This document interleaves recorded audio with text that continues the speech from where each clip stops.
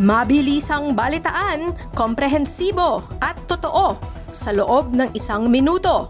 Simula na ang Diskurso Tidbits. Enrile Reyes at Napoles, absuelto sa 172 million peso PDAF graft case. 1.05 billion pesos na yaman ng mag-asawang Rafi at Jocelyn Tulfo, isiniwalat sa SALN. Mga tiwaling opisyal sa kulungan magpapasko ayon kay Dizon.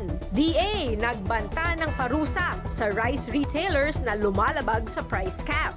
Tony Gonzaga, babalik bilang host ng PBB Celebrity Collab Edition 2.0. At Ellen Adarna, ipinagdiwang ang first birthday ni Baby Liana nang wala si Derek Ramsey. Balitang mabilis, komprehensibo at totoo. Yan ang Diskurso Tidbits. Basahin ang tungkol sa lahat ng yan at sa marami pang ibang nakatutuwa at makabuluhang balita sa diskurso.ph.